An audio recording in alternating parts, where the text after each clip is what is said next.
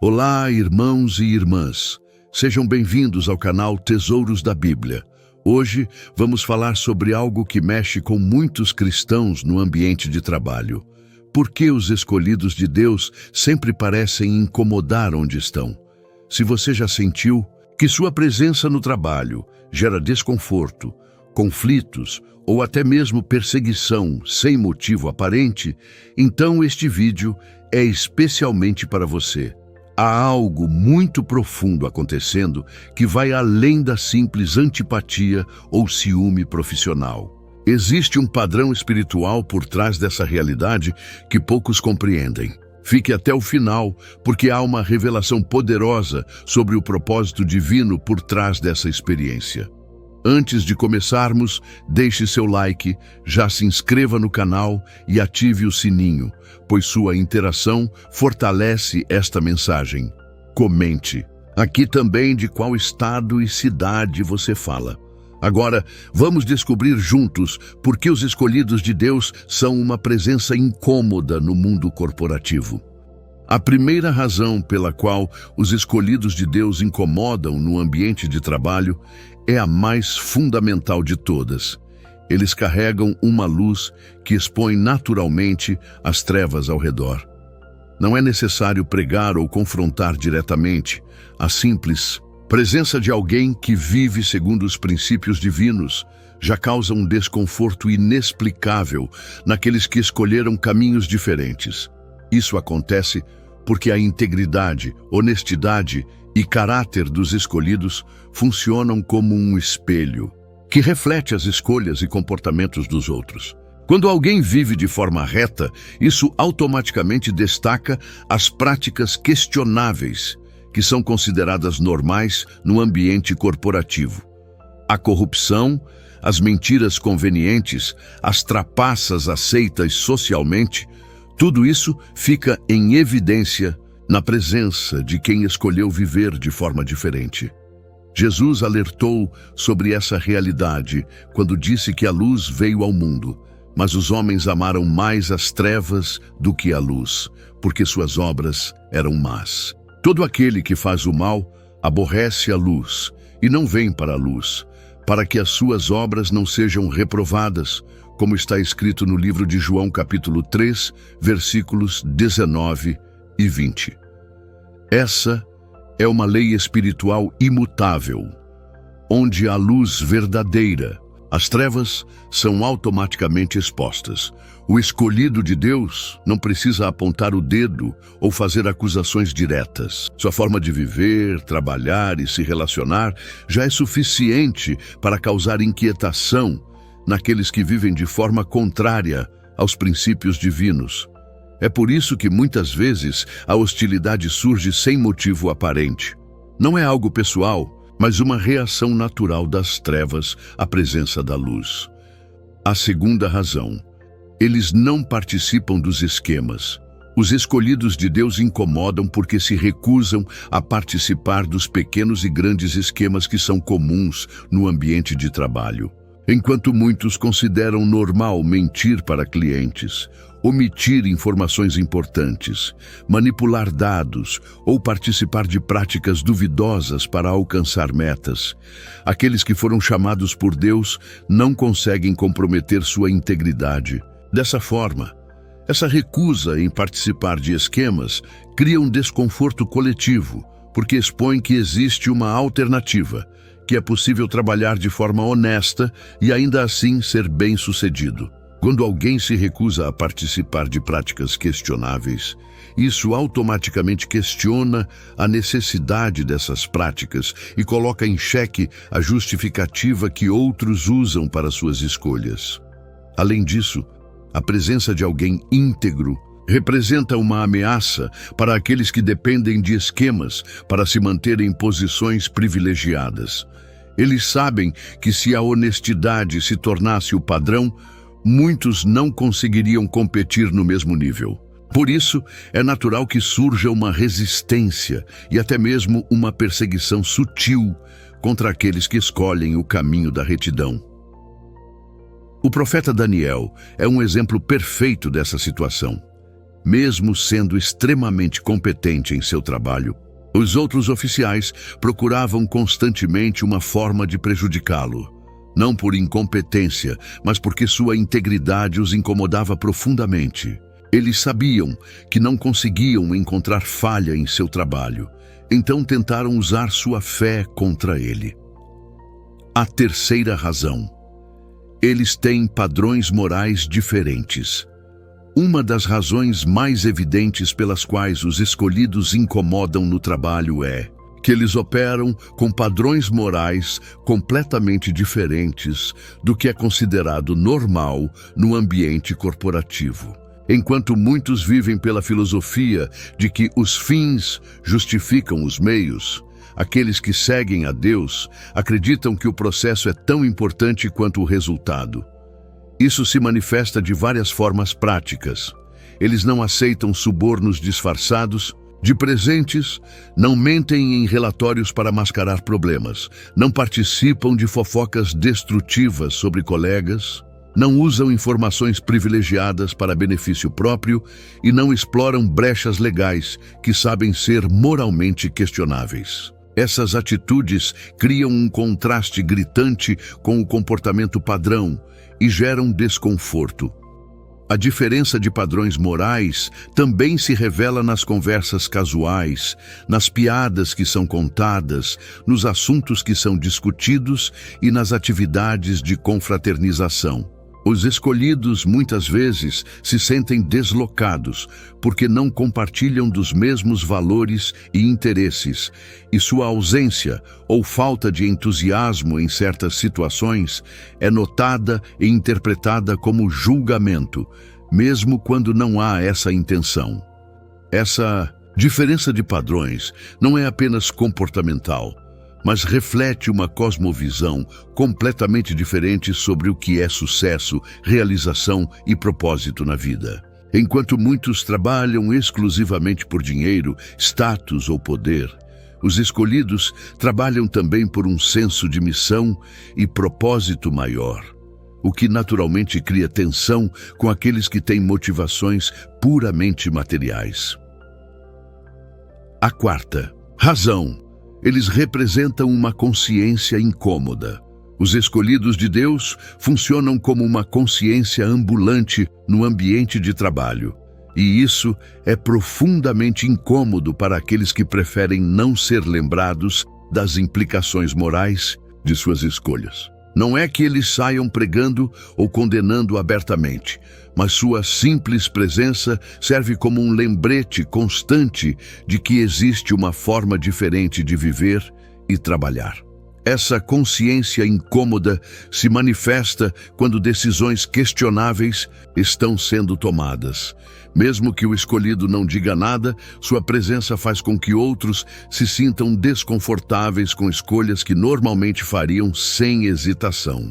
É como ter alguém observando que representa valores mais altos, mesmo que essa pessoa não esteja realmente julgando. Muitas vezes, colegas evitam convidar os escolhidos para participar de certas discussões ou decisões, não porque eles sejam confrontativos, mas porque sabem que sua presença os fará questionar se o que estão fazendo é realmente certo. Essa exclusão pode parecer rejeição pessoal, mas na verdade é uma tentativa de evitar o desconforto moral que a presença do escolhido naturalmente causa. O profeta Elias teve essa experiência quando o rei Acabe o chamou de perturbador de Israel. Na verdade, Elias não estava perturbando nada. Ele apenas representava a verdade de Deus em meio a uma sociedade corrompida. Sua presença lembrava constantemente ao rei e ao povo que havia padrões divinos que estavam sendo ignorados. A quinta razão: eles não se comprometem por conveniência. Uma característica marcante dos escolhidos de Deus é que eles não estão dispostos a comprometer seus princípios por conveniência, promoção ou aceitação social. Isso os torna uma pedra no sapato para sistemas que dependem da flexibilidade moral dos funcionários para funcionar de forma eficiente. Enquanto muitos estão dispostos a fazer vista grossa para certas práticas em troca de benefícios pessoais, os escolhidos mantêm sua posição mesmo quando isso pode prejudicar sua carreira. Eles preferem perder uma oportunidade a ganhar algo através de meios questionáveis. Essa firmeza de caráter é admirável, mas também é profundamente incômoda para aqueles que escolheram o caminho mais fácil. Essa inflexibilidade moral cria situações tensas, porque força outros a confrontar suas próprias escolhas. Quando alguém se recusa consistentemente a participar de práticas duvidosas, isso levanta a questão desconfortável. Se é possível dizer não, por que os outros não dizem? A presença do escolhido torna as concessões morais dos outros mais evidentes e menos justificáveis. Além disso, a recusa em se comprometer pode ser vista como arrogância ou superioridade moral, mesmo quando a intenção é simplesmente manter a integridade pessoal. Isso gera ressentimento e pode levar a tentativas de forçar o escolhido a participar de situações comprometedoras, apenas para provar que ele não é diferente dos outros. A sexta razão. Eles operam com motivações diferentes. Os escolhidos de Deus trabalham com motivações que vão muito além do salário, promoção ou reconhecimento. Eles veem o trabalho como uma forma de servir a Deus e ao próximo, não apenas como um meio de sustento. Como está escrito no livro de Colossenses, capítulo 3, versículo 23. E tudo quanto fizerdes, fazei-o de todo o coração, como ao Senhor, e não aos homens. Essa diferença de motivação se manifesta na qualidade do trabalho, na dedicação, na honestidade e na forma como tratam colegas e clientes. Eles não trabalham apenas quando estão sendo observados, não fazem corpo mole quando não há supervisão e não tratam mal aqueles que consideram inferiores hierarquicamente. Essa motivação superior pode ser interpretada erroneamente como tentativa de se destacar ou fazer outros parecerem ruins. Na verdade, não é uma competição.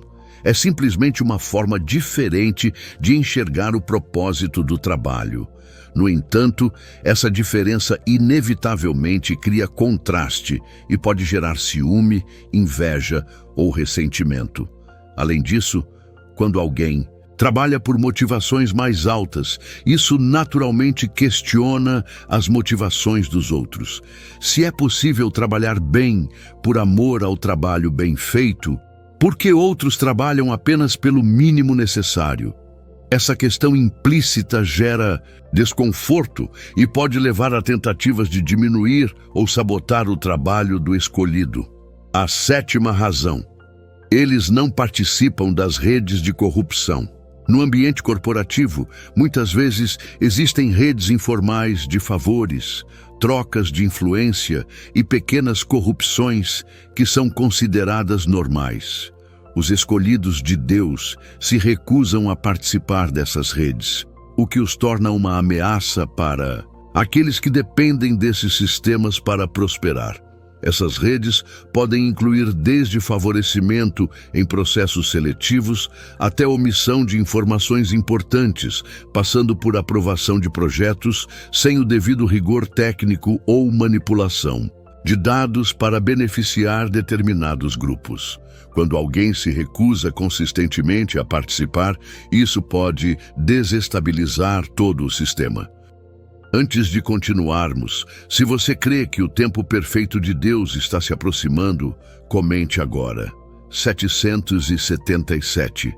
Esse número simboliza a perfeição divina, a conclusão dos planos de Deus e o cumprimento das promessas. Escreva com fé. Algo poderoso pode começar a se mover no invisível.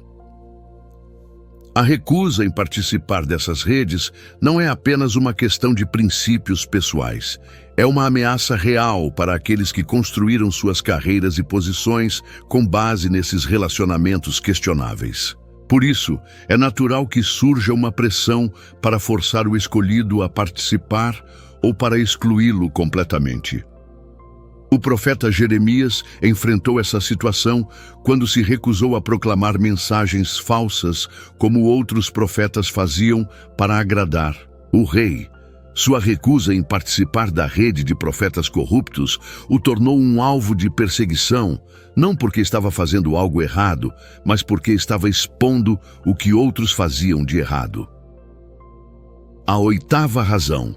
Eles representam prestação de contas.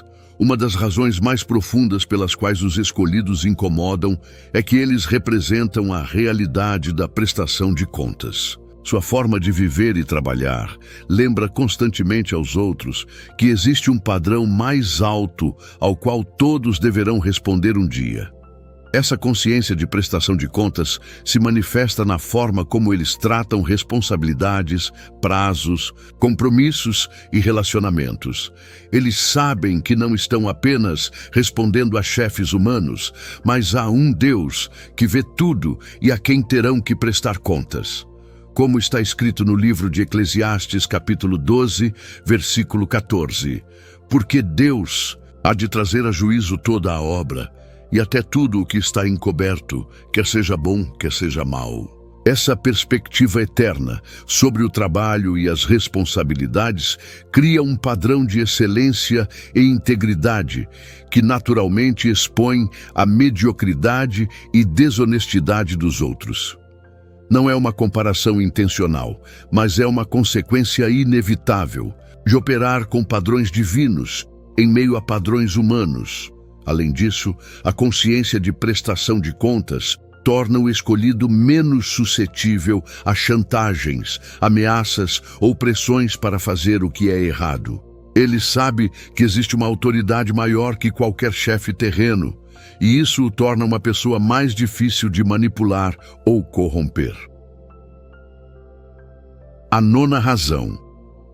Eles não temem as consequências da integridade. Os escolhidos de Deus desenvolvem uma coragem moral que os torna dispostos a enfrentar as consequências de fazer o que é certo, mesmo quando isso significa sacrificar benefícios pessoais. Eles preferem perder uma promoção a ganhá-la desonestamente. Preferem ser demitidos a participar de práticas questionáveis. Essa ausência de medo das consequências os torna imprevisíveis e, portanto, incômodos para sistemas que dependem do medo para manter as pessoas em linha. Quando alguém não tem medo de perder o emprego por fazer o que é certo, isso o torna uma força perturbadora em ambientes corrompidos. A coragem moral dos escolhidos também se manifesta na disposição de denunciar práticas erradas, mesmo sabendo que isso pode trazer retaliação. Eles entendem que existe um padrão de justiça maior que as conveniências corporativas e estão dispostos a defendê-lo mesmo pagando um preço pessoal, como Sadraque, Mesaque e Abed-nego, que preferiram enfrentar a fornalha a se comprometer com práticas que violassem sua consciência. Os escolhidos modernos mantêm sua integridade mesmo diante de ameaças reais. Essa firmeza é admirável, mas também é profundamente incômoda para aqueles que escolheram o caminho da acomodação. 10ª razão, eles carregam uma unção diferenciadora. Existe algo sobrenatural na vida dos escolhidos de Deus que os torna naturalmente diferenciados no ambiente de trabalho. Não é apenas uma questão de competência técnica ou ética pessoal. Há uma unção divina que os capacita de forma especial e que se manifesta em sabedoria, discernimento e habilidades extraordinárias. Essa unção diferenciadora pode se manifestar de várias formas. Capacidade de resolver problemas complexos, discernimento para tomar decisões acertadas, habilidade para liderar e inspirar outros, ou simplesmente uma eficiência e qualidade de trabalho que superam o normal. Como José, no Egito, que se destacou não apenas por sua honestidade, mas por sua capacidade sobrenatural de administrar e prosperar em tudo o que fazia. Essa diferenciação divina naturalmente gera inveja e ciúme naqueles que não compreendem de onde vem essa capacidade especial. Eles podem tentar imitar os métodos ou estratégias do escolhido, mas não conseguem reproduzir os resultados porque não têm acesso à fonte sobrenatural dessa capacidade. A unção também traz favor divino, que pode se manifestar em oportunidades inesperadas, proteção em situações difíceis ou simplesmente uma tendência a prosperar mesmo em circunstâncias adversas. Esse favor inexplicável é profundamente incômodo para aqueles que acreditam que o sucesso depende apenas de esforço humano ou manipulação. A 11ª razão: eles não se vendem por preço. Uma característica fundamental dos escolhidos de Deus é que eles têm um preço moral que não pode ser pago. Não importa quanto seja oferecido, dinheiro, posição, poder, status, eles não estão dispostos a vender sua integridade. Isso os torna uma ameaça constante para sistemas que dependem da corruptibilidade das pessoas. Essa incorruptibilidade não é apenas questão de princípios abstratos, mas uma convicção profunda de que existe algo mais valioso que qualquer benefício material. Como está escrito no livro de Mateus, capítulo 16, versículo 26. Pois que aproveitará ao homem ganhar o mundo inteiro se perder a sua alma? Eles entendem que alguns preços são altos demais para serem pagos. Essa recusa em se vender cria uma dinâmica incômoda porque torna o escolhido imprevisível. Aqueles que estão acostumados a conseguir o que querem através de ofertas atrativas se frustram quando encontram alguém que simplesmente não pode ser comprado. Isso força uma mudança de estratégia e pode gerar ressentimento. Além disso, a presença de alguém que não se vende questiona implicitamente a integridade daqueles que escolheram se vender por preços menores. Se é possível manter a integridade mesmo diante de ofertas tentadoras, por que outros não conseguem fazer o mesmo? A 12ª razão: eles profetizam mudanças. Os escolhidos de Deus muitas vezes funcionam como profetas no ambiente em trabalho, não no sentido de prever o futuro, mas no sentido de representar uma mudança que está por vir. Sua presença anuncia que os padrões atuais não são sustentáveis e que uma transformação é necessária. Essa função profética se manifesta quando eles consistentemente se recusam a participar de práticas questionáveis, quando mantêm padrões altos mesmo sob pressão, ou quando denunciam injustiças que outros preferem ignorar. Eles representam a voz da consciência coletiva que muitos preferem não ouvir. Como os profetas do Antigo Testamento que incomodavam reis e nações inteiras com suas mensagens de mudança, os escolhidos modernos incomodam organizações e colegas com sua insistência em fazer o que é certo. Não é uma questão de arrogância, mas de obediência a padrões mais altos.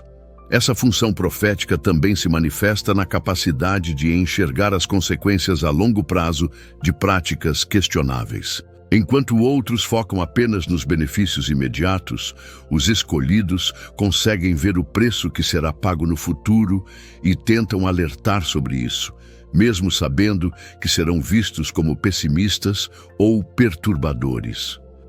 Há algo singular na presença de um escolhido dentro de qualquer ambiente, especialmente no ambiente de trabalho. É como se sua simples entrada alterasse a atmosfera. À primeira vista, ele não faz nada fora do comum.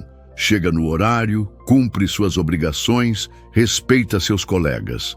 Mas ainda assim, sua presença causa desconforto em muitos. Esse desconforto não tem a ver com ações externas, mas com aquilo que ele carrega internamente. O escolhido carrega luz, uma luz que não se apaga, mesmo que ele tente se esconder ou se adaptar. E essa luz, inevitavelmente, confronta ambientes onde a escuridão se sente confortável. Por isso, é comum que o escolhido enfrente resistências inexplicáveis. Pessoas que nunca trocaram uma palavra com ele o olham com desconfiança. Algumas tentam desqualificar suas atitudes, distorcer suas intenções ou até ridicularizá-lo diante de outros. Às vezes, ele é excluído de círculos sociais, ignorado em decisões importantes ou alvo de fofocas silenciosas. E tudo isso acontece sem que ele tenha causado, humanamente falando, qualquer conflito. Isso porque o incômodo que ele gera é espiritual, não pessoal. Sua integridade desestabiliza estruturas frágeis. Sua postura firme desafia a cultura do mínimo esforço. Seu senso de propósito desmascara a apatia alheia. Ele não precisa falar para provocar. Sua essência fala alto. O mais complexo é que o próprio escolhido, em alguns momentos, não entende por que se sente tão deslocado. Ele se questiona: por que não consigo me encaixar aqui como os outros? Ou, por que meu caminho sempre parece mais difícil? Ele tenta se ajustar, tenta ser mais leve, mais flexível, mas ainda assim o incômodo permanece. Isso acontece porque há uma incompatibilidade natural entre aquilo que é santo e aquilo que foi corrompido. O escolhido, mesmo em silêncio, traz ordem onde há caos, traz verdade onde há conveniência. Ele não precisa se esforçar para ser diferente, ele é. E por isso, mesmo inconscientemente, sua presença se torna uma ameaça para aqueles que vivem no conforto da mediocridade. Mas esse incômodo não é sinal de fracasso. Pelo contrário, ele é muitas vezes o sinal de que o escolhido está exatamente onde deveria estar. Deus permite que ele permaneça em ambientes que o rejeitam, não como castigo, mas como estratégia. Em muitos casos, ele é o único canal de luz naquele espaço. Sua vida se torna uma pregação silenciosa, um testemunho vivo, um lembrete de que há algo além do visível. E mesmo sendo combatido, ele permanece. Mesmo sendo descartado, ele resiste, porque sua missão não é ser aceito, é ser sal.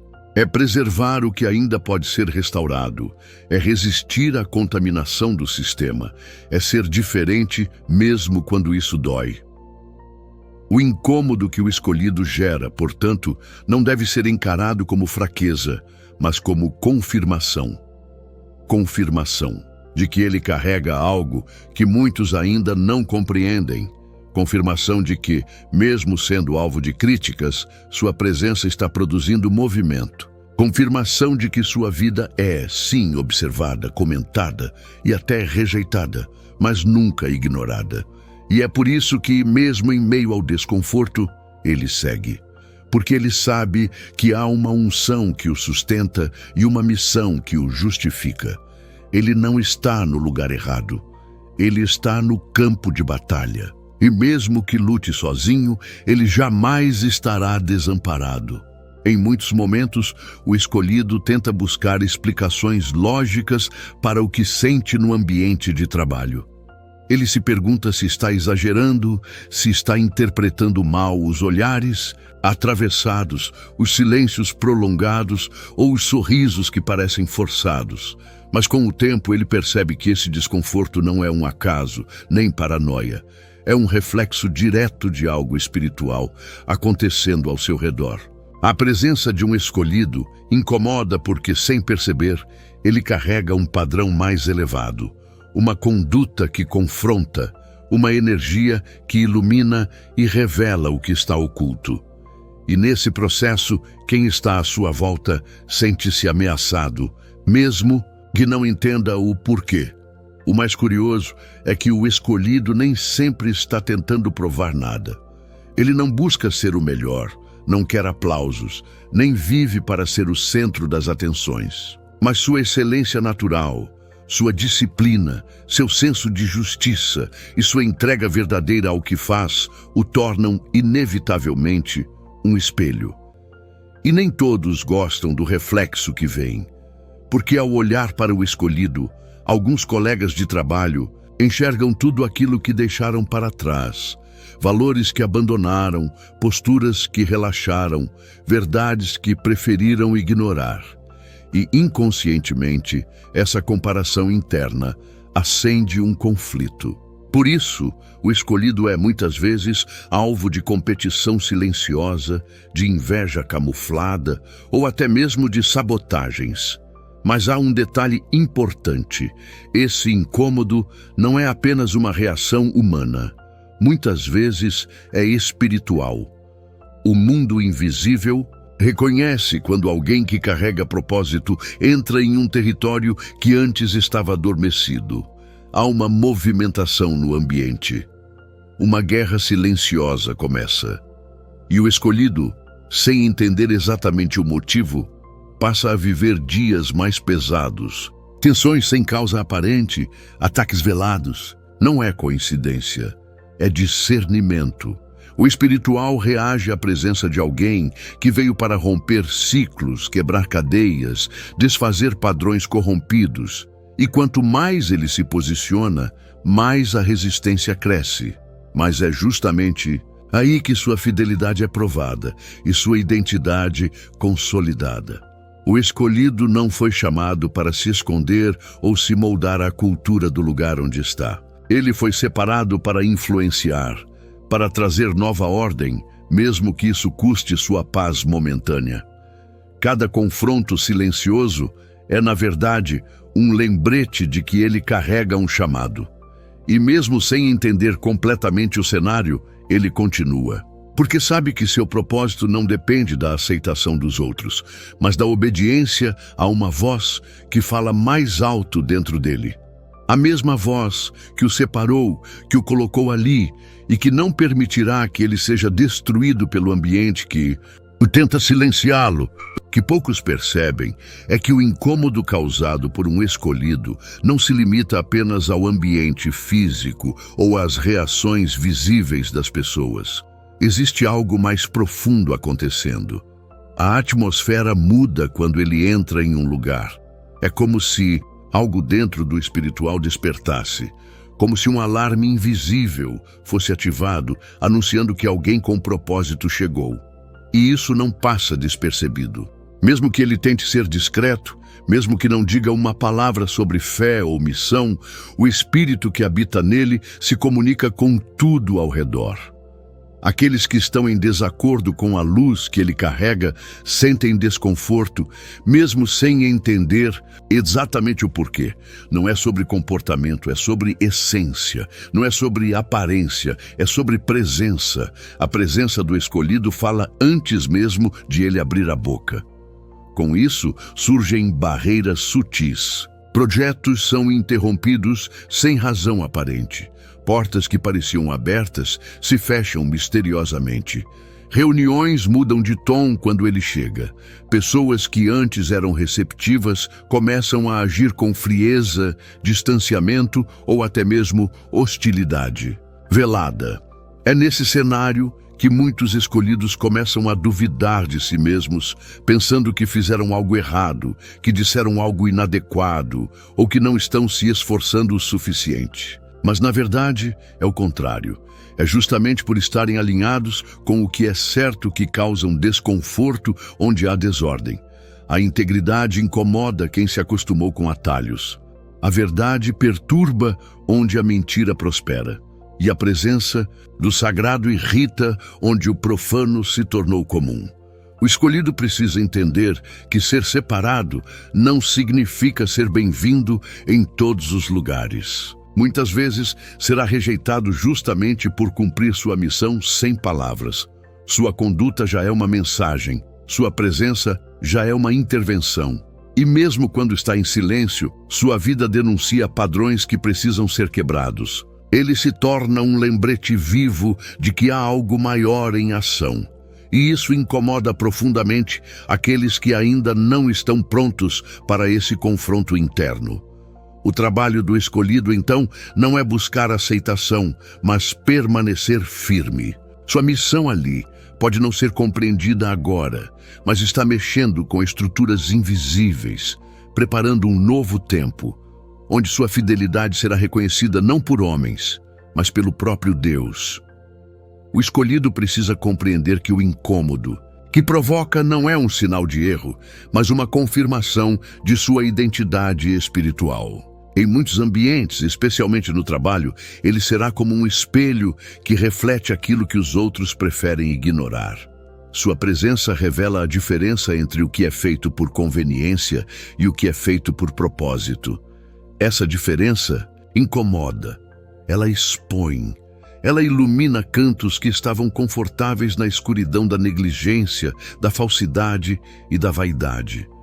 Por isso, o escolhido frequentemente se sentirá como alguém fora do lugar, mesmo estando exatamente onde Deus o colocou. E é aí que reside o mistério divino. Ele foi enviado justamente para esse tipo de lugar.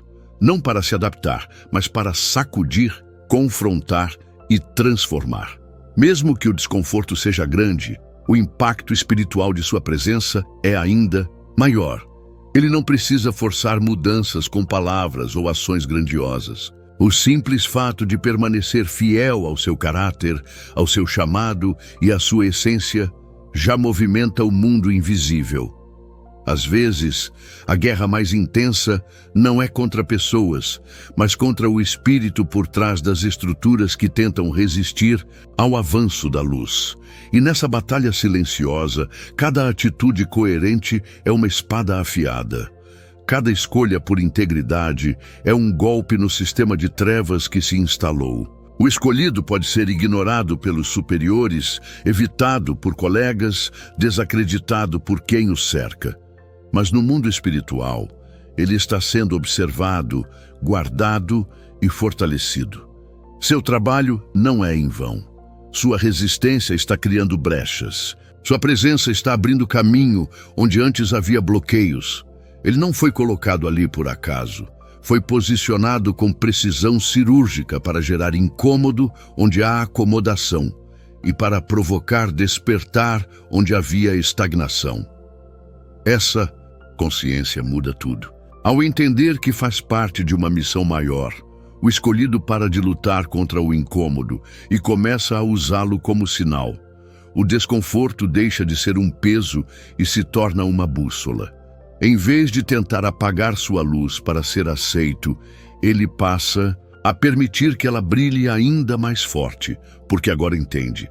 Foi exatamente para isso que foi separado, para iluminar, para transformar, para resistir. Mesmo que isso o torne alvo de críticas, afastamentos ou olhares atravessados, ele foi enviado não para agradar, mas para cumprir. E quando essa missão se completa, ainda que ninguém reconheça, os céus celebram em silêncio. Chegamos ao fim de mais um vídeo e as lições que extraímos são profundas e transformadoras. Se você se identificou com essas situações, saiba que não está sozinho e que há um propósito divino por trás dessa experiência incômoda no trabalho. Os escolhidos de Deus são chamados para ser sal da terra e luz do mundo, e isso naturalmente causa reações naqueles que vivem nas trevas. Não desanime quando enfrentar oposição. Isso pode ser um sinal de que você está no caminho certo. Lembre-se, sua missão não é ser aceito por todos, mas ser fiel àquele que o chamou. Se este vídeo tocou seu coração, compartilhe com alguém que também precisa dessa palavra de encorajamento. Inscreva-se no canal, ative o sininho e comente abaixo contando sua experiência no ambiente de trabalho. Deus tem um propósito especial para cada escolhido, mesmo nos lugares mais desafiadores. Continue firme, pois o Senhor está com você em cada batalha. Deus abençoe a todos e até o próximo vídeo.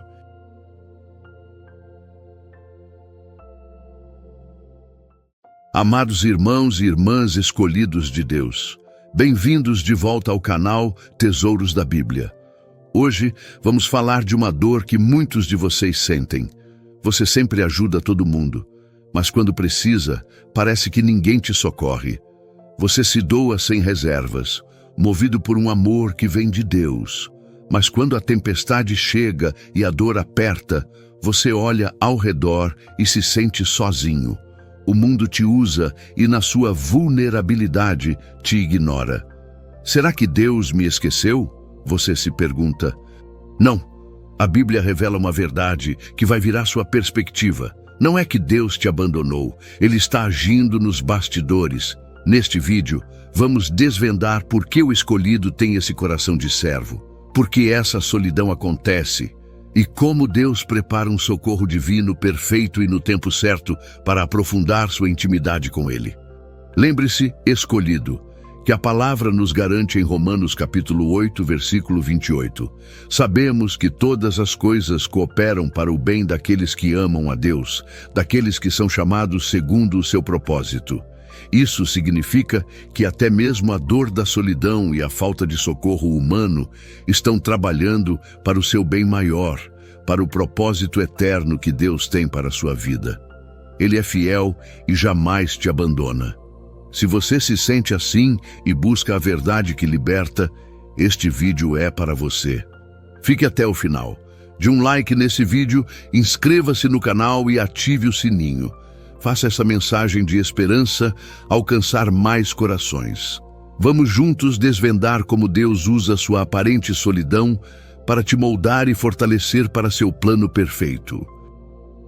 Amados escolhidos de Deus, a primeira verdade que precisamos entender e que explica por que você, o escolhido, tem esse impulso quase incontrolável de ajudar a todos, de se doar, de ser um socorro para o próximo, é esta.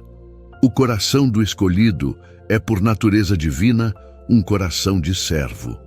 Isso não é uma escolha sua, uma decisão consciente que você toma todos os dias. É uma marca indelével, um selo do Espírito Santo, uma característica intrínseca da sua nova natureza em Cristo, do seu DNA espiritual. Você foi chamado, separado e transformado para ser um canal de bênção, para refletir o caráter de Jesus Cristo neste mundo, para ser uma extensão do amor de Deus na terra. Essa reflexão do caráter de Jesus não é apenas em palavras bonitas ou em pregações eloquentes, mas em ações concretas, em serviço abnegado, em um amor que se manifesta de forma prática e sacrificial. Pense comigo no nosso Senhor e Salvador, Jesus Cristo. Ele, sendo Deus, o Criador do universo, o Verbo que se fez carne, não veio para ser servido, para ser exaltado pelos homens, para ser bajulado ou para ter uma vida de conforto. Pelo contrário, ele veio para servir e dar a sua vida em resgate por muitos. O Evangelho de Marcos, no capítulo 10, versículo 45, nos revela essa verdade fundamental e transformadora. Pois nem mesmo o Filho do Homem veio para ser servido, mas para servir e dar a sua vida em resgate por muitos. Se somos seus discípulos, se somos seus escolhidos, se somos chamados a andar como ele andou, a viver como ele viveu, então é não apenas natural, mas essencial que tenhamos esse mesmo espírito de serviço, de doação, de amor sacrificial. Não é algo que você força com a sua própria força de vontade. É algo que flui de dentro de você, porque o amor de Deus, o agape de Deus, foi derramado em seu coração pelo Espírito Santo. E este amor é a própria essência do serviço. Este amor agape é a fonte inesgotável da sua capacidade de servir sem esperar nada em troca, pois ele é um amor que se dá, que se esvazia, que não busca o próprio interesse, que não contabiliza débitos ou créditos. Esse amor divino não é um amor egoísta, que espera algo em troca, que calcula o retorno. É um amor que se doa sem reservas, que se esvazia completamente, que busca o bem do outro acima do próprio, mesmo que isso custe caro, mesmo que exija sacrifício pessoal. Você, escolhido, vê a necessidade que o mundo ignora, sente a dor do próximo que muitos preferem fingir que não existe e é compelido por uma força interior a agir, a estender a mão, a oferecer consolo, a ser a resposta de Deus para a oração de alguém. É como se seus olhos fossem treinados por Deus para enxergar o que o mundo não vê, e seu coração fosse movido pela compaixão divina que habita em você. Você é a mão de Deus estendida, a voz de Deus que consola os quebrantados, o abraço de Deus que acolhe os desamparados. Você é chamado a ser sal da terra e luz do mundo, como Jesus nos ensinou no Evangelho de Mateus, no capítulo 5, versículos 13 a 16. E ser sal e luz significa impactar o ambiente ao seu redor, preservar o que é bom em meio à corrupção, iluminar a escuridão da desesperança, e isso se faz através do serviço, da doação, da manifestação prática do amor de Deus. Você é um agente de transformação, um canal de bênçãos, um embaixador do reino. O apóstolo Paulo, em sua primeira carta aos Coríntios, no capítulo 12, nos ensina sobre o corpo de Cristo, onde cada membro tem uma função vital e interdependente. E muitas dessas funções são de auxílio, de suporte, de serviço uns aos outros, de cuidado mútuo. Você pode ser o olho que vê a necessidade, a mão que estende a ajuda, o pé que vai ao encontro do necessitado, a boca que profere a palavra de vida, o coração que sente a dor do irmão. Isso é parte da sua identidade em Cristo, ser imitador de Deus, como nos exorta a carta de Efésios, no capítulo 5, versículo 1. Sede, pois, imitadores de Deus, como filhos amados. É por isso que, muitas vezes, você se encontra em situações onde está sempre doando, sempre ajudando, sem sequer pensar em receber de volta, sem calcular o retorno. Não é uma estratégia para ser reconhecido ou para acumular créditos com as pessoas. É um reflexo puro e simples do caráter de Deus em você. É um impulso que vem de um lugar profundo em seu espírito. Um lugar onde o Espírito Santo habita e te move à compaixão, à generosidade, ao serviço sacrificial. Você é uma fonte que jorra água viva para os outros, sem se preocupar em reter para si, porque a fonte que te abastece é inesgotável. É o próprio Deus, o manancial de águas vivas. Essa é a beleza e, paradoxalmente, a dor do coração do escolhido. É a sua vocação, a sua essência, e é por isso que mesmo diante da ingratidão, da indiferença, da falta de reconhecimento, o impulso de servir permanece inabalável, pois ele não depende da resposta humana, mas da sua natureza divina, da sua identidade em Cristo. Agora, amados escolhidos, chegamos ao ponto que mais aperta o coração e gera a dor que muitos de vocês sentem, a aparente falta de reciprocidade. É doloroso, é frustrante, é desanimador. Depois de se doar tanto, de estar sempre presente para os outros, de derramar sua vida em favor de tantos, quando você se vê em uma situação de vulnerabilidade, de dor profunda, de necessidade urgente, e olha ao redor, parece que não há ninguém. Você se pergunta com a alma em prantos, será que ninguém vê minha luta? Ninguém se importa de verdade? Será que tudo o que eu fiz foi em vão? Será que sou tão descartável assim? Essa é a picada da decepção, a ferida da ingratidão que se aprofunda quando o seu coração, tão acostumado a dar, anseia por um mínimo de acolhimento, de reconhecimento, de apoio, e não o encontra, ou encontra apenas o vazio. Essa sensação de abandono, de solidão, é real e profundamente humana. Não se culpe por senti-la. É natural esperar que, depois de tanto dar, as pessoas demonstrem um mínimo de consideração, de apoio, de gratidão, de reciprocidade. No entanto, a Bíblia, em sua sabedoria profunda e muitas vezes dura, nos alerta sobre a natureza humana caída e a ilusão perigosa de depositar nossa esperança e expectativa de socorro em braços de carne, em seres humanos falhos e inconstantes. O mundo, meus irmãos, opera sob princípios completamente diferentes dos princípios de Deus. O mundo é egoísta, focado em si mesmo, naquilo que pode receber, no benefício próprio, no eu em primeiro lugar. As pessoas, em sua maioria, buscam o que podem ganhar, não o que podem dar.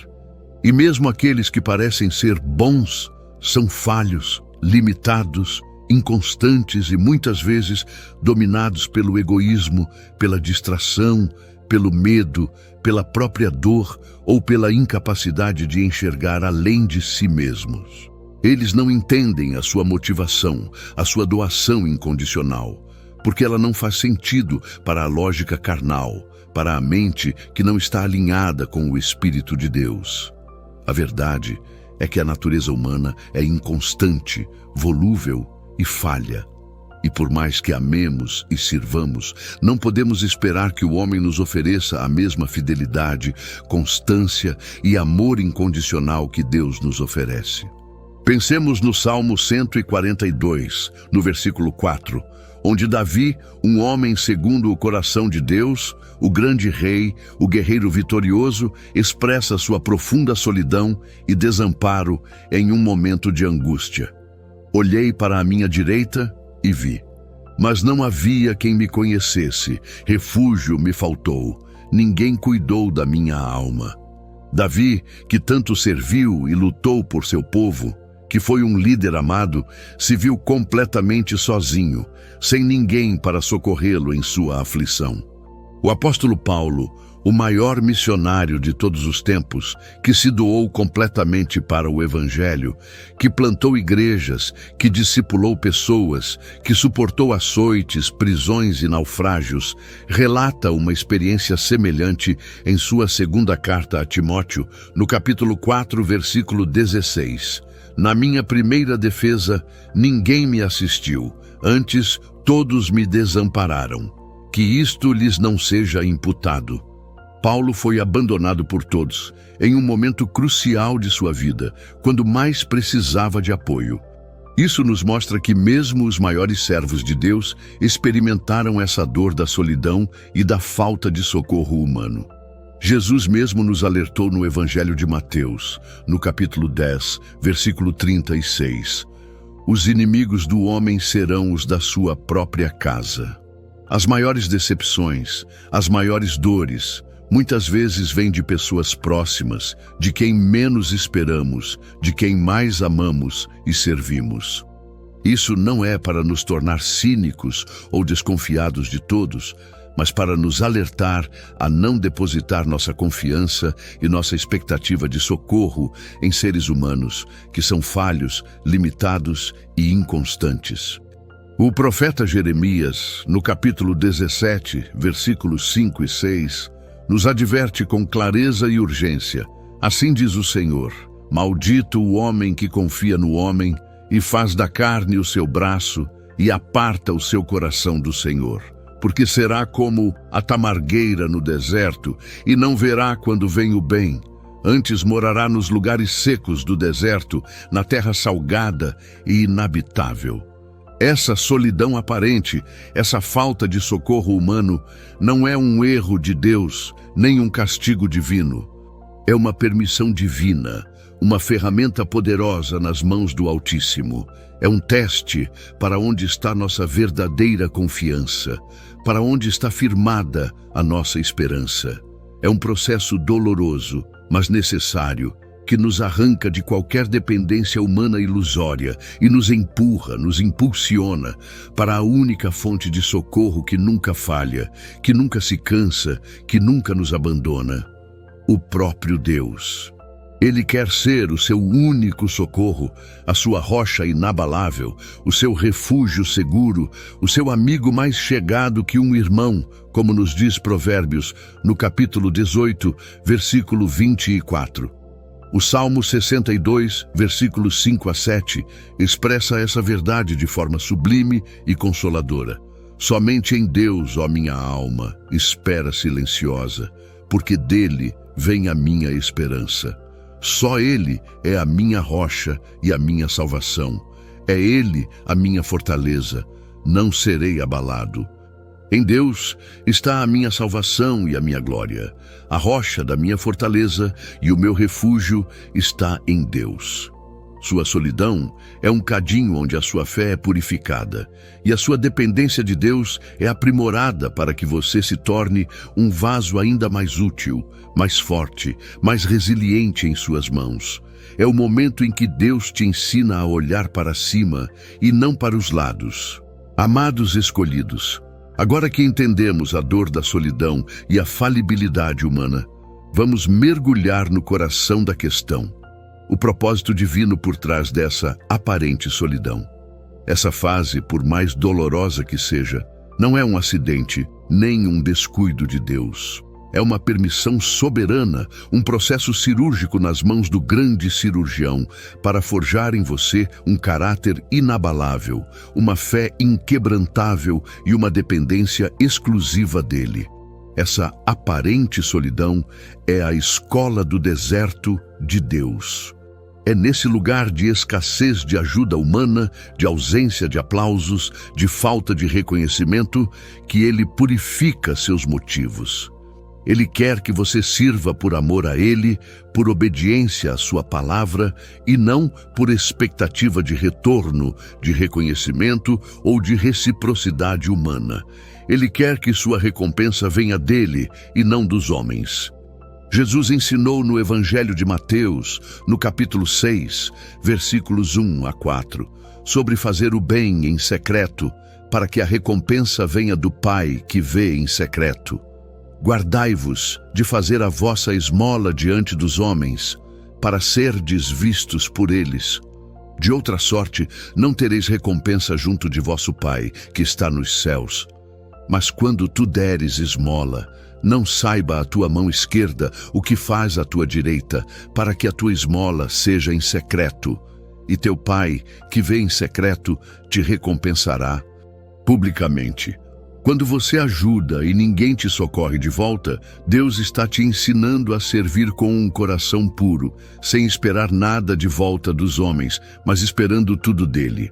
Além disso, essa jornada de solidão aparente é um processo de fortalecimento do seu caráter e de aprofundamento da sua intimidade com Deus. As maiores lições da vida, o maior crescimento espiritual, a maior dependência de Deus, geralmente acontecem nos vales, nos desertos, nos momentos em que estamos sozinhos com Ele.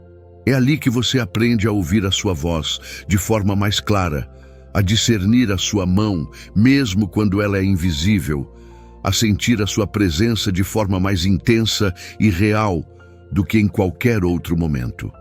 É onde você aprende que Ele é suficiente, que a sua graça te basta, que o seu poder se aperfeiçoa na sua fraqueza, como o apóstolo Paulo testemunhou em sua segunda carta aos Coríntios, no capítulo 12, versículo 9.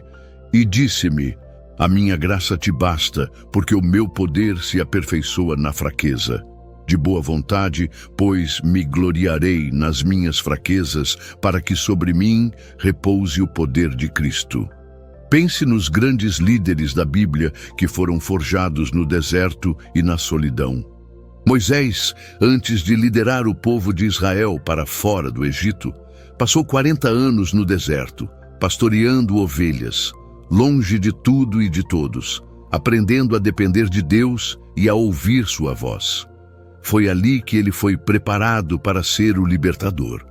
Elias, após um grande avivamento e uma vitória espetacular contra os profetas de Baal, fugiu para o deserto, sentindo-se sozinho e desamparado, desejando a morte.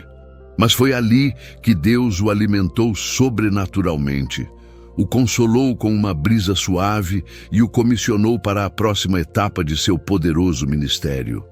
E o próprio Jesus, antes de iniciar seu ministério público, ele passou 40 dias e 40 noites no deserto, sendo tentado pelo diabo e fortalecido pelo Espírito Santo, preparando-se para a sua missão redentora. José, antes de se tornar governador do Egito, passou anos na solidão de um poço, de uma prisão, sendo esquecido por aqueles a quem ajudou, mas sendo forjado por Deus para um propósito maior. O livro de Deuteronômio, no capítulo 8, versículos 2 e 3, nos revela o propósito do deserto para Israel, e isso se aplica a nós, escolhidos de forma poderosa. E te lembrarás de todo o caminho pelo qual o Senhor teu Deus te conduziu nestes 40 anos no deserto, para te humilhar e para te provar, para saber o que estava no teu coração, se guardarias os seus mandamentos ou não. E te humilhou, e te deixou ter fome, e te sustentou com o maná que tu não conhecias, nem teus pais o conheceram, para te dar a entender que o homem não viverá só de pão, mas de tudo o que sai da boca do Senhor viverá o homem. Essa é a sua jornada, escolhido. Deus está te humilhando para te exaltar, te provando para te aprovar, te deixando sentir a solidão humana para que você descubra a plenitude da sua presença e a suficiência da sua graça.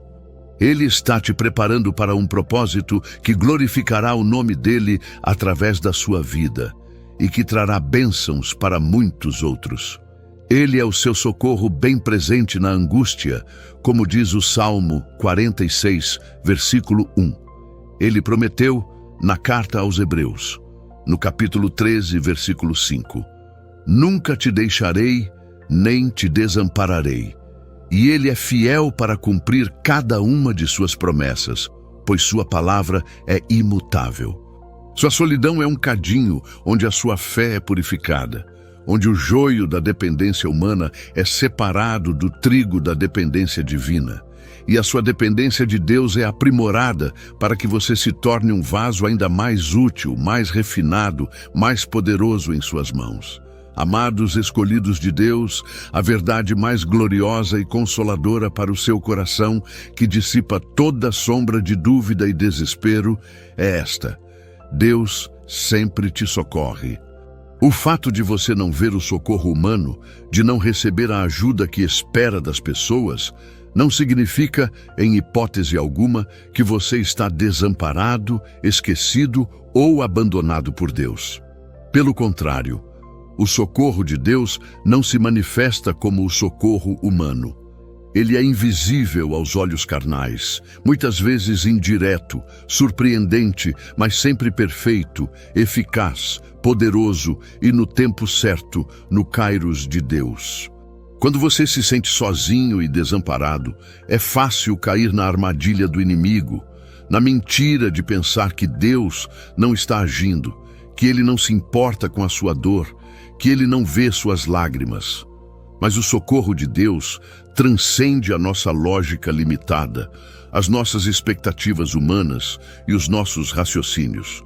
Ele não te dá o que você quer necessariamente, mas o que você precisa para crescer, para ser fortalecido, para cumprir o seu propósito. E o que você precisa, muitas vezes, não é uma solução imediata para o problema.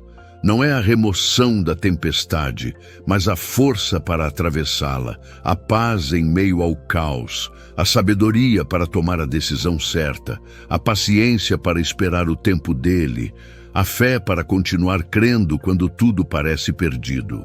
O Salmo 121, versículos 1 e 2, é um bálsamo para a alma que se sente desamparada, nos dizendo: elevo os meus olhos para os montes. De onde me virá o socorro? O meu socorro vem do Senhor, que fez o céu e a terra. Sua ajuda não vem de fontes humanas, que são limitadas, falhas, inconstantes e que podem te decepcionar. Seu socorro vem do Criador de todas as coisas, aquele que tem todo o poder no céu e na terra, aquele que sustenta o universo com a palavra do seu poder. Ele é o seu socorro, e Ele é digno de toda a sua confiança. E como Deus te socorre quando ninguém mais o faz. Ele pode mover o coração de alguém que você menos espera, um estranho, um colega distante, alguém que você mal conhece, para te estender a mão de forma inesperada, para te dar uma palavra de encorajamento, para te oferecer uma oportunidade que mudará a sua vida. Ele não precisa dos amigos que você espera. Ele usa quem Ele quer, quando Ele quer, da forma que Ele quer, para manifestar a sua glória e o seu cuidado. Às vezes, você pode estar orando por uma porta específica, e ela se fecha diante dos seus olhos, causando grande desilusão. Mas Deus, em sua soberania e amor, abre outra que você nem imaginava, uma porta que ninguém pode fechar, uma porta que te levará a um lugar muito melhor, a um propósito muito maior do que você havia planejado. O maior socorro de Deus, muitas vezes, não é a remoção da tempestade, mas a sua presença na tempestade. Ele te dá uma paz que excede todo o entendimento, uma paz que o mundo não pode dar nem tirar, como nos ensina a carta de Filipenses, no capítulo 4, versículo 7. E a paz de Deus, que excede todo o entendimento, guardará os vossos corações e os vossos sentimentos em Cristo Jesus. Ele te dá uma força interior que te permite perseverar, que te capacita a suportar o insuportável, como lemos em Isaías, no capítulo 41, versículo 10. Não temas, porque eu sou contigo. Não te assombres, porque eu sou teu Deus. Eu te fortaleço e te ajudo, e te sustento com a destra da minha justiça. Ele te capacita a passar pela prova, a atravessar o vale da sombra da morte, não necessariamente a te tirar dela imediatamente. E em outros momentos, ele pode te dar uma ideia brilhante, uma solução criativa, um caminho que você não via antes, uma inspiração divina para resolver o problema que parecia insolúvel. E sim, às vezes, o socorro de Deus é o silêncio, a espera, o não agir do jeito que você quer, para que você aprenda a confiar nele de forma mais profunda, a aquietar sua alma e saber que Ele é Deus, que Ele está no controle de tudo, como nos exorta o Salmo 46, versículo 10. Aquietai-vos e sabei que eu sou Deus, serei exaltado entre as nações, serei exaltado na terra. Ele opera de maneiras que a mente humana não consegue conceber, te protegendo de perigos invisíveis, abrindo caminhos onde parecia não haver saída e te sustentando com uma força que não é sua, mas dele, uma força sobrenatural que te leva além dos seus limites. Lembre-se da carta aos Romanos, no capítulo 8, versículo 28, uma promessa poderosa que abrange todas as suas lutas e dores, todas as suas decepções e solidões. Sabemos que todas as coisas cooperam para o bem daqueles que amam a Deus, daqueles que são chamados segundo o seu propósito.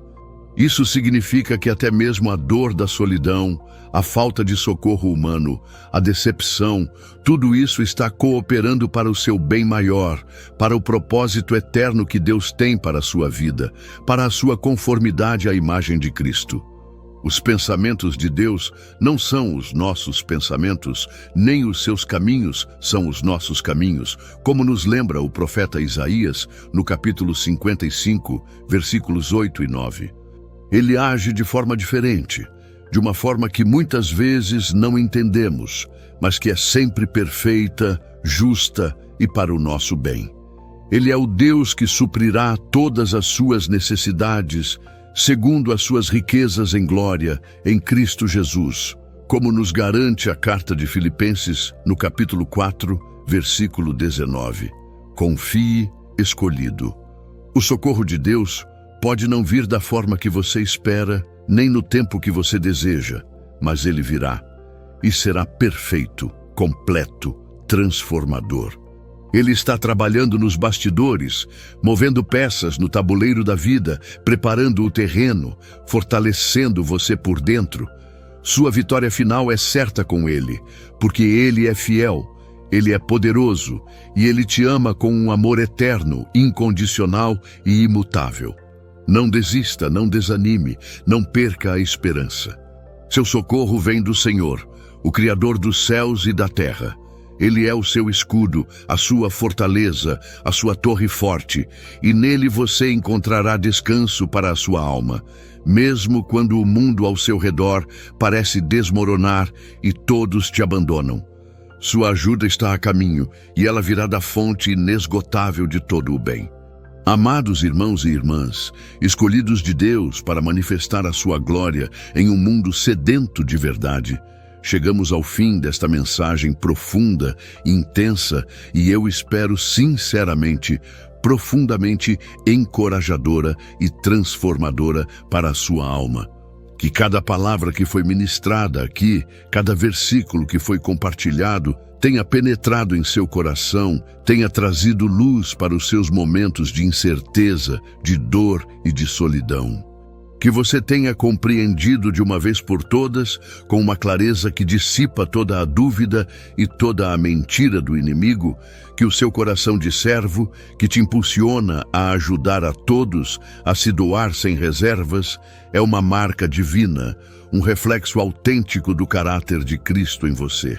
E que a dor da aparente solidão, quando ninguém parece te socorrer, não é um sinal de que Deus te abandonou, que Ele te esqueceu, que Ele não se importa, ou que seus planos para a sua vida falharam. Pelo contrário, é um sinal claro, inegável e poderoso de que Ele está trabalhando intensamente em sua vida, nos bastidores da sua existência, com um propósito eterno e grandioso, te ensinando a depender exclusivamente dele e te preparando para algo grandioso, algo que vai muito além do que você pode ver, sentir ou imaginar agora. Relembramos juntos que Deus permite essa solidão para purificar seus motivos, para refinar seu caráter como ouro no fogo, para fortalecer sua fé de forma inabalável e para aprofundar sua intimidade com Ele a níveis que você jamais alcançaria de outra forma. E, acima de tudo, que o socorro de Deus é real, infalível, poderoso e sempre presente, mesmo que não se manifeste da forma que você espera ou através das pessoas que você deseja.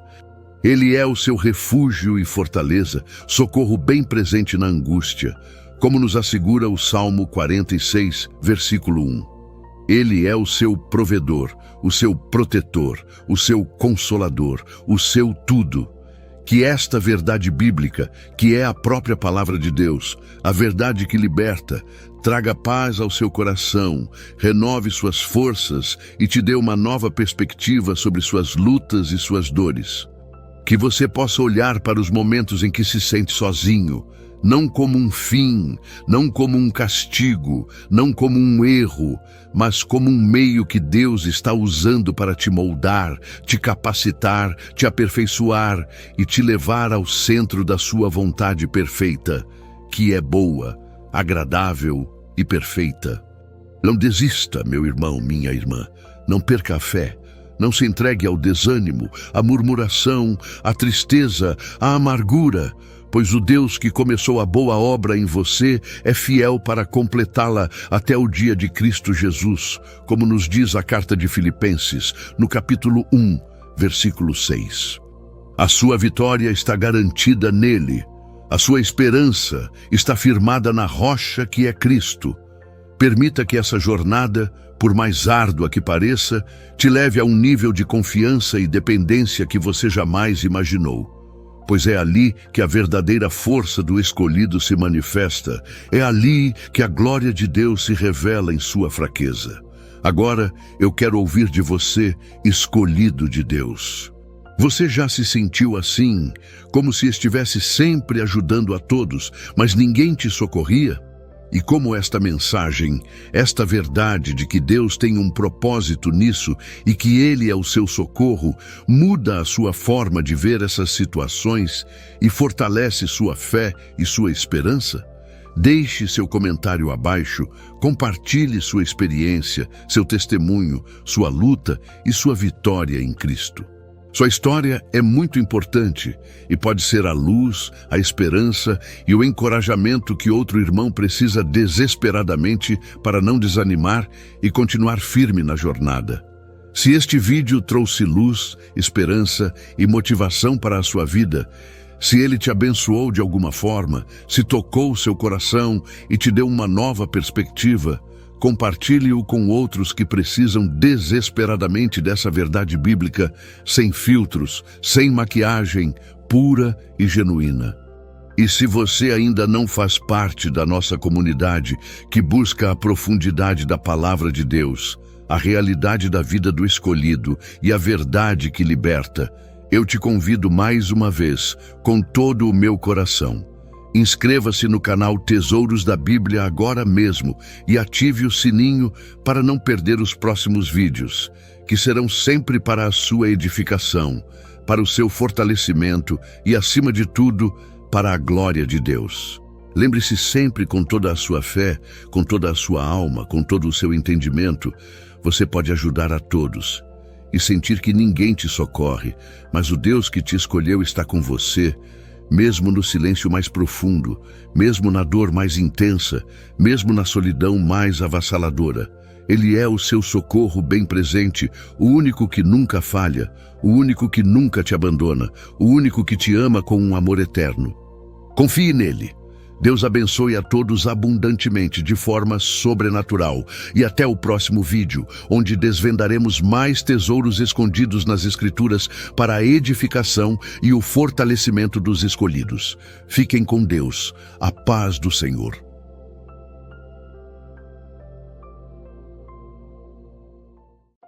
Paz e luz, meus queridos.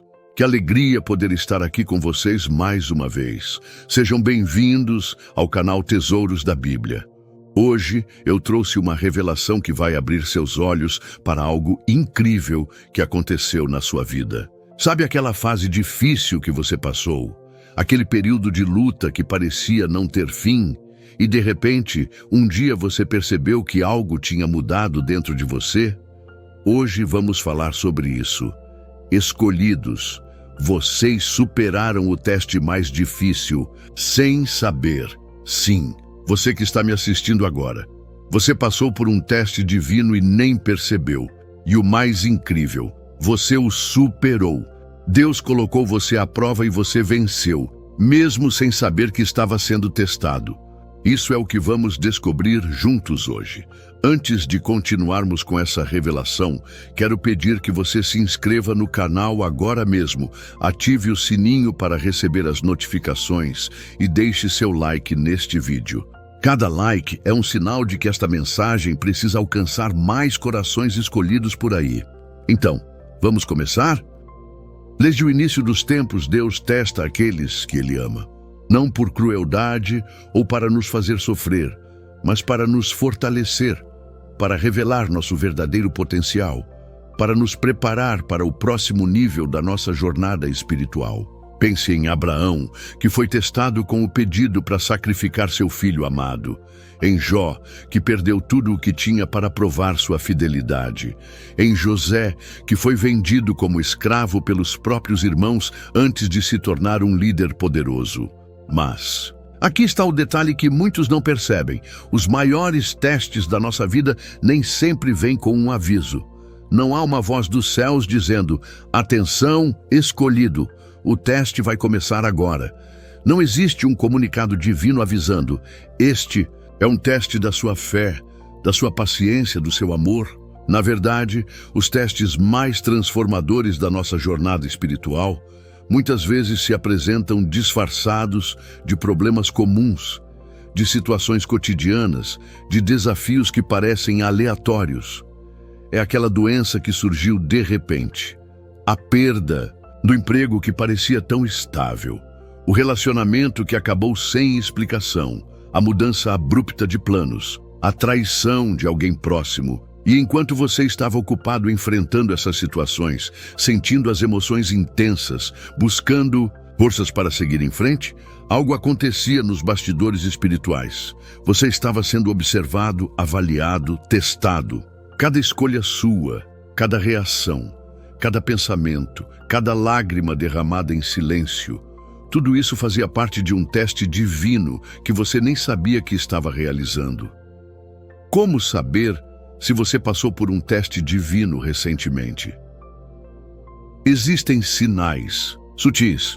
Você já sentiu que uma situação difícil parecia estar testando exatamente seu ponto mais fraco? Já percebeu que certos desafios parecem feitos sob medida para expor suas vulnerabilidades?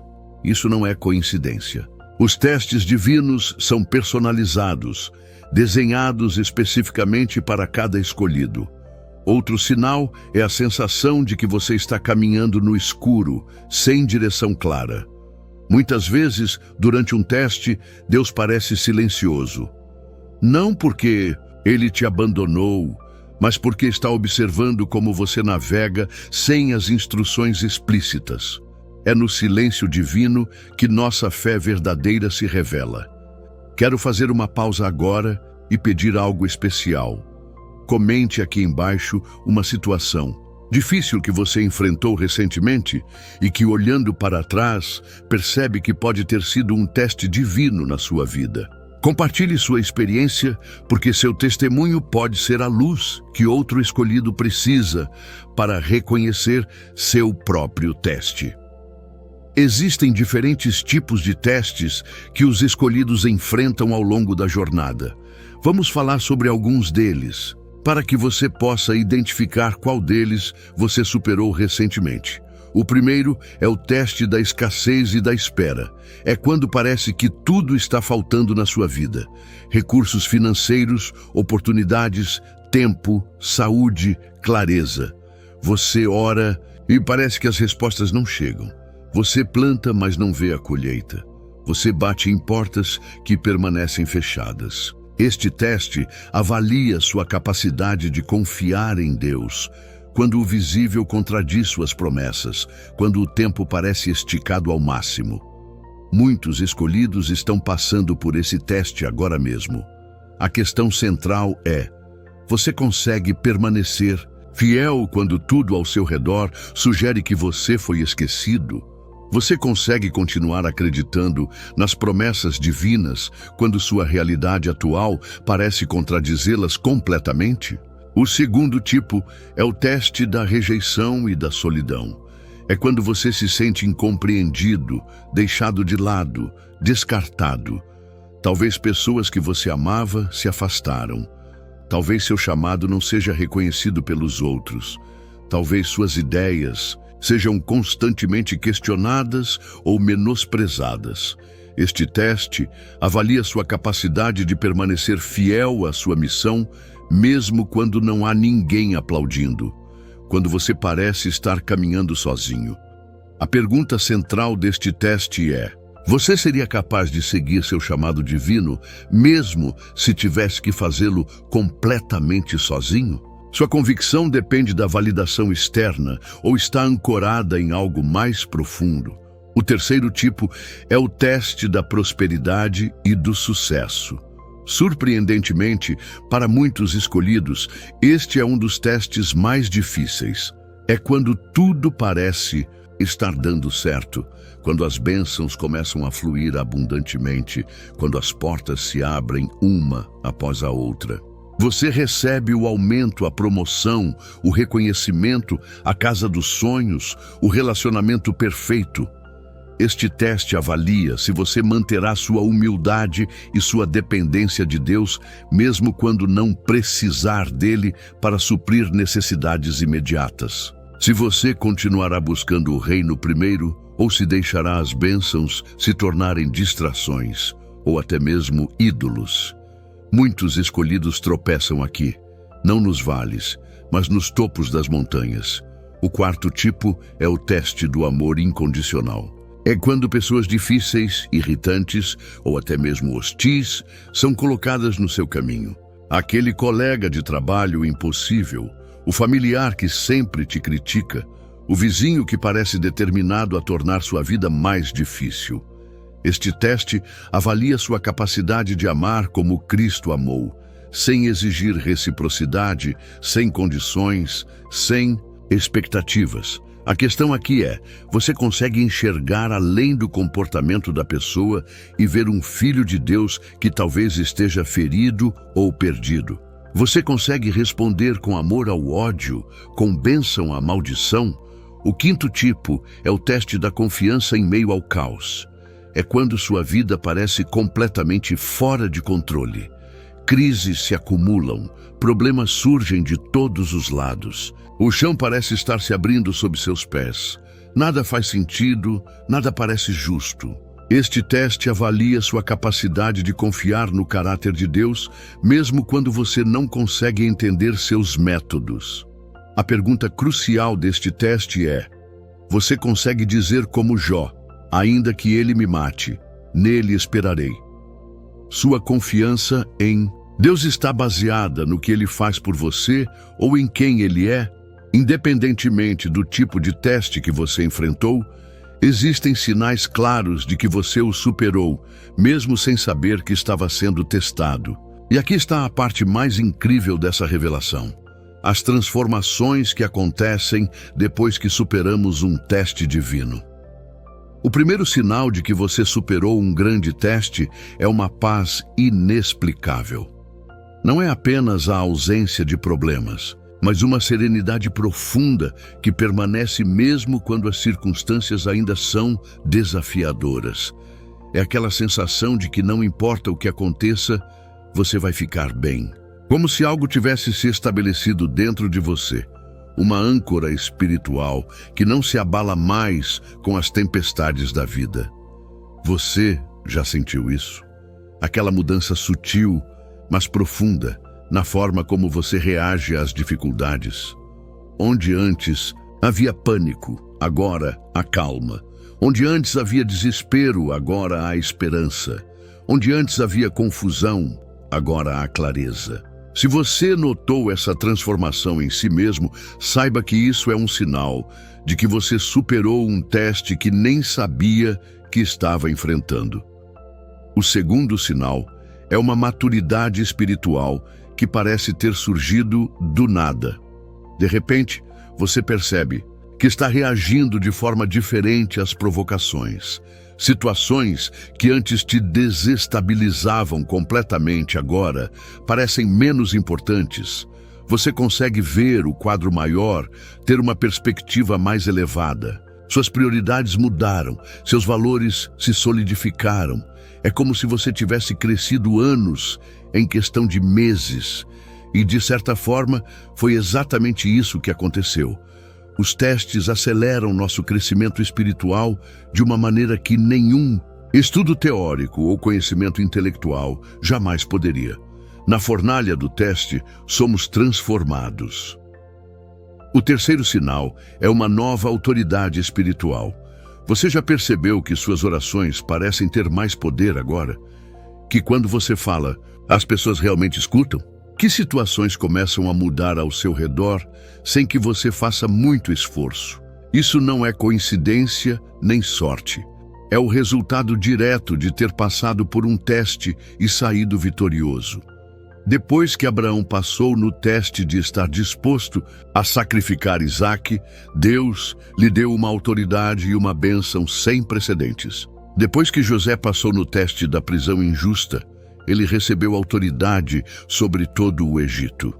Depois que Davi passou no teste de poupar a vida de Saul, mesmo quando poderia tê-lo matado, ele foi estabelecido como rei com uma autoridade que perdurou por gerações. O quarto sinal é o surgimento de novas oportunidades e portas abertas. Como se de repente o universo espiritual reconhecesse que você está pronto para o próximo nível. Convites inesperados, encontros coincidentes, recursos que aparecem no momento exato, ideias criativas que surgem como inspiração. O fluxo da vida parece mais favorável. Não porque tudo ficou fácil, mas porque você se alinhou mais profundamente com seu propósito divino. É como uma espécie de promoção espiritual. Você passou no teste, mesmo sem saber que estava sendo testado, e agora está sendo movido para o próximo nível da sua jornada como escolhido. O quinto sinal, e talvez o mais poderoso, é uma compaixão genuína por aqueles que estão passando pelo mesmo teste que você superou. Onde antes talvez houvesse julgamento, agora há compreensão. Onde antes havia impaciência, agora há empatia. Você se torna um guia, um conselheiro, alguém que pode iluminar o caminho para outros porque já percorreu aquela trilha específica. É por isso que muitas vezes nossos testes mais difíceis se transformam em nossos ministérios mais poderosos. A mãe que perdeu um filho e agora conforta outras mães enlutadas. O ex-viciado que agora lidera um grupo de apoio. O empresário que faliu e recomeçou e agora orienta outros empreendedores. O divorciado que encontrou cura e agora aconselha casais em crise. Se você sentir esse chamado para usar sua experiência dolorosa para ajudar outros, saiba que isso é um sinal claro de que você não apenas superou o teste, mas o transformou em um testemunho que trará cura para muitos. Outra revelação importante: os testes nem sempre terminam quando a circunstância difícil acaba. Às vezes, o verdadeiro teste continua muito depois que a tempestade passou. É o teste de como você vai interpretar sua história, de qual significado você vai atribuir ao seu sofrimento, de como você vai integrar essa experiência na sua jornada espiritual. Muitos escolhidos passam pela circunstância difícil com relativa força, mas falham nesta parte. Deixam que a experiência os amargure, os deixe ressentidos, céticos ou temerosos. O verdadeiro teste, muitas vezes, é o que você faz com sua história depois que ela aconteceu. Então, como podemos nos preparar para os próximos testes, agora que sabemos que eles podem vir disfarçados de problemas comuns? Primeiro, desenvolva o hábito da reflexão espiritual diária. Pare para analisar os eventos da sua vida não apenas pela lógica mundana, mas através de uma lente espiritual. Pergunte-se: o que Deus poderia estar querendo me ensinar através desta situação? Qual característica Ele poderia estar desenvolvendo em mim? Como isso se conecta com o meu propósito maior? Segundo, fortaleça sua conexão espiritual quando tudo está bem. Muitas pessoas só buscam intensamente a Deus nos momentos de crise. Mas é no tempo de paz que construímos as reservas espirituais que nos sustentarão nos tempos de teste. É como encher o tanque antes da longa viagem pelo deserto. Terceiro, encontre uma comunidade de apoio que entenda essa dimensão espiritual da vida. Pessoas que possam te ajudar a discernir o que está acontecendo nos bastidores espirituais quando você está no meio da tempestade. Pessoas que não apenas te oferecerão conforto superficial, mas que te ajudarão a extrair o ouro escondido em cada provação. Quarto, mantenha perspectiva eterna. Os testes desta vida são temporários, mas seus resultados são eternos. Como diz o apóstolo Paulo, nossos sofrimentos leves e momentâneos estão produzindo para nós uma glória eterna que pesa mais do que todos eles. Quando você encara seus desafios com essa perspectiva, eles ganham um significado que transcende o desconforto momentâneo. Quinto, celebre suas vitórias passadas. Lembre-se dos testes que você já superou, mesmo sem saber. Crie um memorial em seu coração, algo que você possa revisitar quando novos testes surgirem. Como Davi, que se lembrava de ter matado o leão e o urso quando enfrentou Golias. Suas vitórias passadas são profecia das suas vitórias futuras. E aqui está uma verdade poderosa para encerrarmos esta reflexão. Os testes nunca são punição, são preparação. Quando Deus permite que você passe por um teste difícil, não é porque Ele está irritado com você ou quer te castigar. É porque Ele vê em você um potencial que talvez nem você mesmo consiga enxergar ainda. É porque Ele tem planos maiores, uma missão mais elevada, um propósito mais profundo para a sua vida.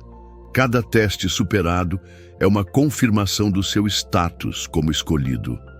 É Deus dizendo: eu confio em você para carregar este peso, para enfrentar este desafio, para superar esta barreira. É um voto de confiança divino na sua capacidade de crescer, de se transformar, de se tornar mais semelhante a Cristo. Por isso, quando você se encontrar no meio de uma situação difícil, respire fundo e diga para si mesmo: isto é um teste. E eu vou superá-lo, mesmo que eu só perceba isso depois. Mude sua perspectiva e você mudará a sua experiência. O que parecia apenas sofrimento sem sentido se transforma em uma etapa crucial da sua jornada como escolhido. E lembre-se, não existe desperdício no reino de Deus. Nenhuma lágrima, nenhuma dor, nenhuma luta será em vão. Tudo, absolutamente tudo, será redimido, transformado e utilizado para o bem maior, para a sua história de glória, para o testemunho que apenas você pode dar.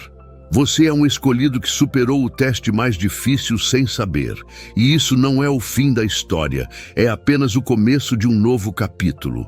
Um capítulo de maior autoridade, maior impacto, maior comunhão com Deus. Um capítulo onde você ajudará outros escolhidos a superarem seus próprios testes invisíveis.